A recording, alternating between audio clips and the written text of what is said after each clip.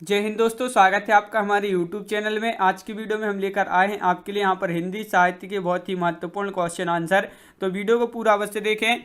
अगर आप चैनल पर पहली बार आए हैं तो चैनल को सब्सक्राइब कर लें, बेल आइकन दबाएं, ऑल पर क्लिक करें ताकि ऑल वीडियो की जानकारी आपके यहाँ तक पहुँचे। ज़्यादा से ज़्यादा वीडियो को शेयर करें और वीडियो को लाइक करना ना भूलें। तो आज का अपने यहाँ पर फर्स्ट क्वेश्चन क्या पूछा गया है कि निम्नलिखित में से किसका संबंध सिद्ध साहित्य में नहीं है। तो इनका संबंध किसका संबंध सिद्ध साहित्य से नहीं है? सरहपा, सबरपा या कुकुरिया या आपका गोपीचंद्र। तो आपका यहाँ पर सही आंसर क्या होगा? तो आपका राइट आंसर होगा जिनका संबंध सिद्ध साहित्य में नहीं है तो गोपीचंद आपका विकल्प नंबर जो डी है राइट आंसर आपका यहाँ पर होगा। क्वेश्चन नंबर आपका 107वां क्वेश्चन यहाँ पर क्या पूछा है कि सरहपा का संबंध निम्न में से किससे? सिद्ध साहित्य से, नाथ साहित्य से, रासु साहित्य से या जैन साहित्य से?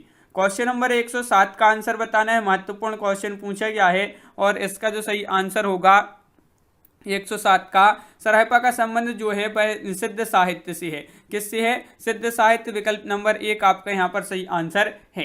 क्वेश्चन नंबर 108 क्या पूछा गया है? तो क्वेश्चन नंबर 108 आपका यहाँ पर दिया गया है। क्या दिया है? नाथ पंथ के प्रणेता कौन है? आदिनाथ, गोरखनाथ या मच्छंदरनाथ या चुरकन्नाथ?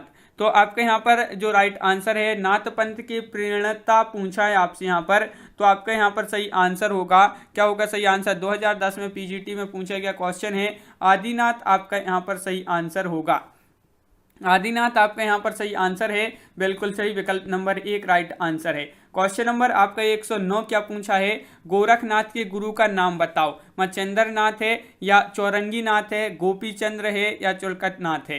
तो आपका यहाँ पर क्वेश्चन नंबर 109 का राइट आंसर आपके लिए बताना है। तो गोरखनाथ के गुरु का नाम बताना है आपके लिए यहाँ पर। तो आपका यहाँ पर सही आंसर है विकल्प नंबर 1 मच्छेंद्रनाथ। आपका यहाँ पर राइट आंसर होगा। विकल्प नंबर आपका 1 यहाँ पर सही आंसर है, बिल्कुल सही। क्वेश्चन नंबर 110 क्या पूछा गया है? तो देखिए यहाँ पर नाथ संप्रदाय में हठ योग का क्या अर्थ है? हठ योग का अर्थ बताना है। नाथ संप्रदाय में हठ योग का अर्थ क्या होगा बताइए। कठिन साधना, अडिग योग साधना, हठ पूर्वक योग या हा का अर्थ सूर्य और ठा का अर्थ इंद्र, दोनों का योग? तो आपका यहाँ पर सही आंसर होगा विकल्प नंबर आपका डी, हा का अर्थ सूर्य और ठा का अर्थ इंद्र, दोनों का योग आपका यहाँ पर सही आंसर है। तो सूर्य इंद्र आपका सही, सूर्य चंद्र, यहाँ पर है हा का अर्थ होगा सूर्य और ठा का अर्थ होगा चंद्र। तो इस प्रकार आपका दोनों का योग राइट आंसर यहाँ पर है। क्वेश्चन नंबर 111 पूछा है सिद्धों की साधना में शून्य का पूरक तत्व था। तो सिद्धों की साधना में शून्य का पूरक तत्व था वज्र था, चित्र, अग्नि या ज्ञान? क्वेश्चन नंबर 111 का राइट आंसर बताना है। तो 111 का राइट आंसर आपका वज्र राइट आंसर होगा। वज्र जिन्होंने बताया है उनका यहाँ पर सही आंसर है वज्र। आपका सही आंसर है, बिल्कुल सही। क्वेश्चन नंबर 112 देख लेते हैं क्या पूछा है। 112वां क्वेश्चन आपका यहाँ पर दिया गया है। देखिए, सिद्ध कवियों द्वारा प्रयुक्त भाषा को कहा जाता है। तो क्या कहा जाता है ये आपके लिए बताना है 112 में। तो सिद्ध कवियों द्वारा प्रयुक्त भाषा को क्या कहा जाता है? डिंगल, अभट्य, अभ्रंश या संधा? तो आपके यहाँ पर सही आंसर है, इसको कहा जाता है, क्या कहा जाता है? संधा भाषा कहा जाता है। तो संधा आपका यहाँ पर सही आंसर है, बिल्कुल सही। 2001 में पूछा गया क्वेश्चन है आपका महत्वपूर्ण।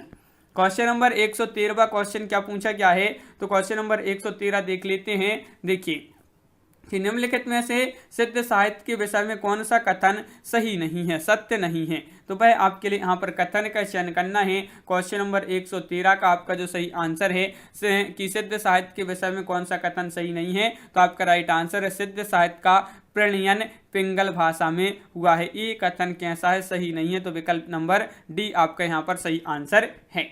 क्वेश्चन आपका यहाँ पर जो पूछा गया है अगला क्या पूछा गया है? तो यहाँ पर आपका भक्ति काल से संबंधित अगला क्वेश्चन देख लेते हैं। भक्ति काल आ गए हैं यहाँ पर। भक्ति काल में देखिए फर्स्ट क्वेश्चन है कि समग्र भक्तिकालीन काव्य पर कौन सी विशेषता लागू होती है?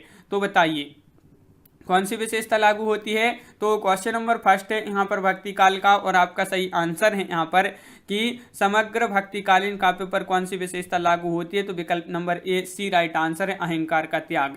अहंकार का त्याग यानी कि विकल्प नंबर सी आपका राइट आंसर होगा। क्वेश्चन नंबर 2 क्या पूछा गया है, भक्ति काल की समय सीमा क्या है।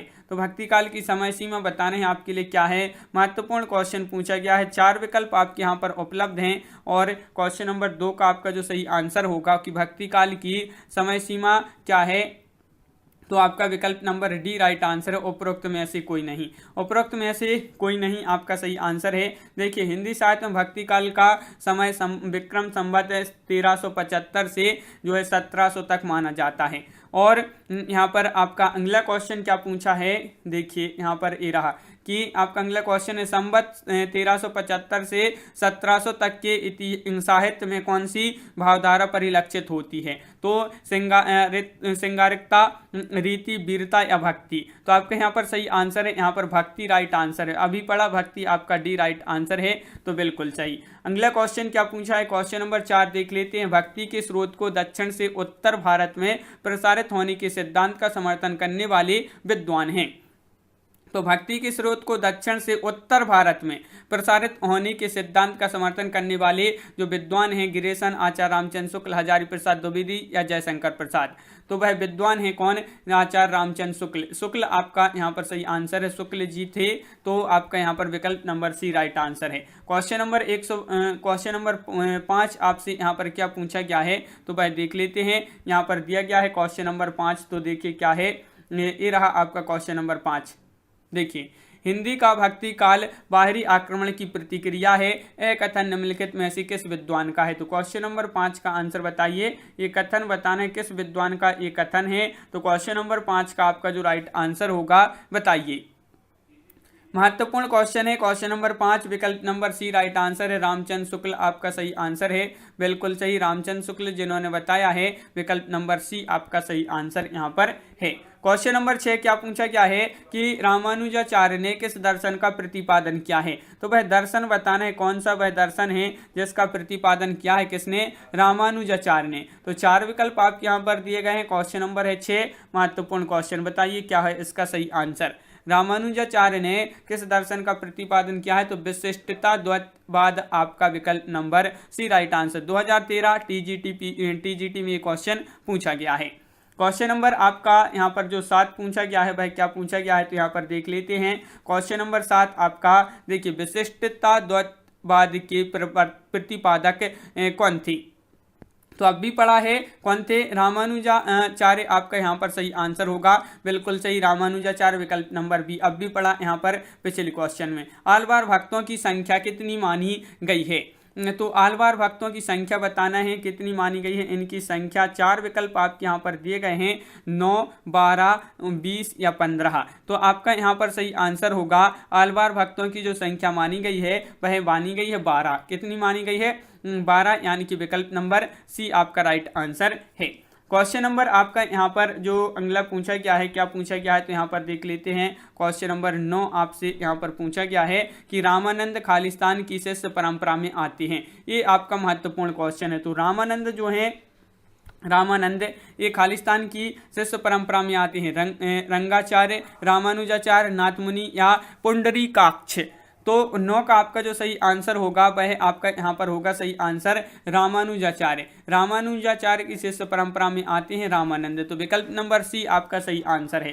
क्वेश्चन नंबर आपका यहाँ पर 10 पूछा है, निम्नलिखित में से कौन रामानंद की शिष्य परंपरा में नहीं है। नहीं है, कौन नहीं है, कबीरदास, मलुकदास, नरहरिदास या रैदास। तो क्वेश्चन नंबर 10 का आंसर बताइए, महत्वपूर्ण क्वेश्चन है आपका यहाँ पर। और इसका जो सही आंसर जीआईसी प्रवक्ता परीक्षा 2015 में पूछा गया क्वेश्चन है, सही आंसर होगा आपका विकल्प नंबर सी, मलुकदास। मलुकदास रामानंद की शिष्य परंपरा में नहीं आते हैं, तो विकल्प नंबर सी राइट आंसर यहाँ पर है। क्वेश्चन नंबर 11 पूछा गया है कि निम्नलिखित में से कौन स्वामी रामानंद का शिष्य नहीं है। तो नहीं था तो कौन नहीं था, ये आपके लिए बताना है। तो रामानंद, स्वामी रामानंद का शिष्य नहीं था, तो अनंतानंद, नरहरियानंद, सुखानंद या रैदास। तो क्वेश्चन नंबर 11 का सही आंसर बताइए। तो 11 का राइट आंसर है आपका विकल्प नंबर सी, यानी कि नरहरियानंद आपका यहाँ पर राइट आंसर है, बिल्कुल सही, विकल्प नंबर सी। 2018 में एलटी ग्रेड में ये क्वेश्चन पूछा गया, महत्वपूर्ण क्वेश्चन है। क्वेश्चन नंबर 12 यहाँ पर देख लेते हैं क्या पूछा है।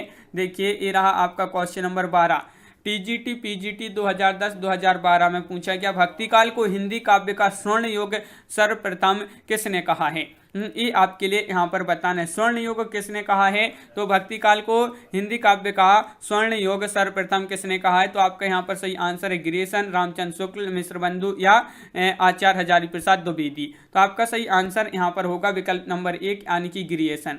देखिए विकल्प नंबर 1 आपके यहाँ पर सही आंसर है। देखिए भक्ति काल को हिंदी काव्य का स्वर्ण युग सर्वप्रथम गिरिशन ने कहा है। क्वेश्चन नंबर आपका 13 क्या पूछा गया है? तो 13वां क्वेश्चन देख लेते हैं। हिंदी के किस काल को स्वर्ण युग कहा जाता है? तो आप भी पढ़ा कि भक्ति काल को स्वर्ण युग कहा जाता है और स्वर्ण युग जो कहा है वह गिरिशन जी ने कहा है। क्वेश्चन नंबर 14 क्या पूछा गया है? तो क्वेश्चन नंबर 14 पूछा गया है यहाँ पर आपका, देखिए भक्ति काल का नाम पूर्व मध्यकाल किस आचार्य ने दिया है? तो देखिए पूर्व मध्यकाल ये जो नाम दिया है किस आचार्य ने दिया है ये आपके लिए यहाँ पर बताना है। तो आपका यहाँ पर जो सही आंसर होगा डॉक्टर नगेंद्र राम कुमार वर्मा, आचार्य नंदुलारी वाजपेयी या हजारी प्रसाद द्विवेदी। तो आपका सही आंसर है ये जो नाम दिया है वह डॉक्टर नगेंद्र ने दिया है। तो विकल्प नंबर 1 आपका यहाँ पर सही आंसर है। क्वेश्चन नंबर आपका यहाँ पर 15 पूछा है, नाभादास कृत भक्तमाल की भाषा क्या है? तो भक्तमाल की भाषा आपके लिए यहाँ पर बताना है। भक्तमाल की भाषा क्या है? अवधी, हिंदी, खड़ी बोली, ब्रजभाषा या मैथिली। क्वेश्चन नंबर 15 है और 15 का जो राइट आंसर बताना है आपके लिए। तो 15 का आपका ब्रजभाषा आपका सही आंसर है। बहुत बढ़िया, Brajbhasha right answer. Question number 16 यहाँ पर देख लेते हैं क्या पूछा गया है। क्वेश्चन नंबर 16, तो क्वेश्चन नंबर 16 आपका ये रहा, भक्तमाल के रचनाकार कौन है? ये क्वेश्चन तो बहुत ही महत्वपूर्ण है, बताइए। भक्तमाल के रचनाकार पूछा है, रैदास हैं, धर्मदास हैं, नाभादास हैं या जीवदास हैं। तो क्वेश्चन नंबर 16 का आपका जो सही आंसर होगा वह होगा आपका राइट आंसर यहाँ पर 16 का, भक्तमाल के रचनाकार हैं नाभादास, यानी कि विकल्प नंबर बी आपका सही आंसर यहाँ पर होगा। नाभादास द्वारा लिखित अष्टयाम किस भाषा में लिखी गई है? अष्टयाम, ये क्वेश्चन महत्वपूर्ण है। जो अष्टयाम है ये किस भाषा में लिखी गई है? तो छत्तीसगढ़ी में, ब्रजभाषा में, अवधी में, मालवी में। क्वेश्चन नंबर 17 का सही आंसर बताइए। 4 विकल्प दिए गए हैं और अष्टयाम किस भाषा में लिखी गई, किसके द्वारा लिखे थे? नाभादास द्वारा, और ये लिखी गई है ब्रजभाषा में, यानी कि विकल्प नंबर सी आपका यहाँ पर सही आंसर है। क्वेश्चन नंबर 18 क्या पूछा गया है? अष्टयाम की रचयिता कौन है? तो अष्टयाम की रचयिता बताना है आपके लिए सूरदास, नाभादास, गोकुलनाथ या वल्लभाचार्य। ये आपकी ब्रज भाषा में लिखी गई है अष्टयाम, और इसके जो रचयिता हैं वह आपसे पूछा है। तो आपका टीजीटी परीक्षा 2011 में एक क्वेश्चन पूछा था और नाभादास इसकी क्या है? रचयिता है, किसके? अष्टयाम की।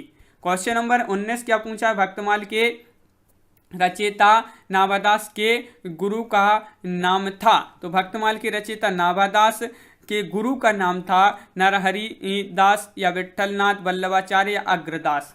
क्वेश्चन नंबर 19 का सही आंसर बताना है और 19 का आपका जो सही आंसर है वह क्या होगा, बताइए। 19 का राइट आंसर, तो 19 का आपका यहाँ पर राइट आंसर होगा अग्रदास। अग्रदास आपका यहाँ पर सही आंसर है, बिल्कुल सही, विकल्प नंबर डी राइट आंसर है। संत काव्य धारा से संबंधित महत्वपूर्ण क्वेश्चन है आपके यहाँ पर कि संत साधना का साहित्यिक रूप प्रारंभ हुआ काशी से, पंढरपुर से, प्रयाग से या उज्जैन से।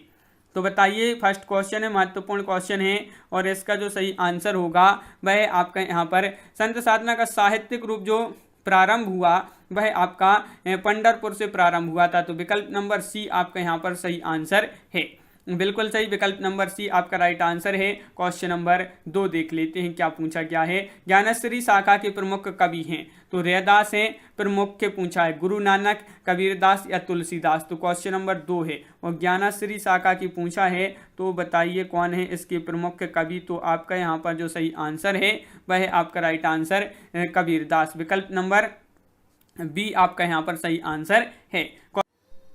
इनमें से ज्ञानश्री शाखा के कवि नहीं हैं, तो कौन नहीं है? धर्मदास, दादू दयाल, अग्रदास या कबीर। तो क्वेश्चन नंबर 3 का आपका जो सही आंसर होगा वह क्या होगा, ये आपके लिए बताना है। तो 3 का आपका जो राइट आंसर है वह आपका विकल्प नंबर बी यानी कि अग्रदास आपका यहाँ पर सही आंसर होगा। अग्रदास राइट आंसर 2017 में एक क्वेश्चन आपका पूछा गया है। क्वेश्चन नंबर आपका 4 क्या पूछा है? ज्ञानश्री शाखा के प्रमुख संत कवि का क्या नाम है?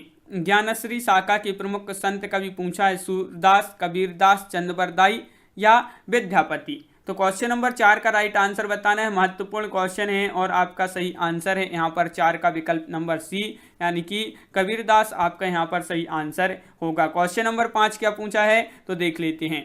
निम्नलिखित में से संत काव्य परंपरा के अंतर्गत न आने वाले कवि का नाम है। देखिए ये जो संत काव्य परंपरा है इसके अंतर्गत न आने वाले कवि कौन है? कबीरदास हैं, नानक हैं, दादू दयाल हैं, नंददास हैं। क्वेश्चन नंबर 5 का राइट आंसर है आपका नंददास, विकल्प नंबर आपका यहाँ पर डी राइट आंसर होगा। नंददास आपका यहाँ पर सही आंसर है। तो इस प्रकार अपने यहाँ पर जो है बहुत ही महत्वपूर्ण क्वेश्चन कंप्लीट हुए। कैसा लगा ये वीडियो आप कमेंट में जरूर बताएं। अगर आप चैनल पर पहली बार आए हैं तो चैनल को सब्सक्राइब कर लें, बेल आइकन दबाएं, ऑल पर क्लिक करें ताकि ऑल वीडियो की जानकारी आपके यहाँ तक पहुँचे। ज़्यादा से ज़्यादा वीडियो को शेयर करें ताकि अन्य लोग भी वीडियो देख सकें और वीडियो को लाइक करना ना भूलें। तो आज की वीडियो में बस इतना ही। सभी के लिए बहुत बहुत धन्यवाद। जय हिंद।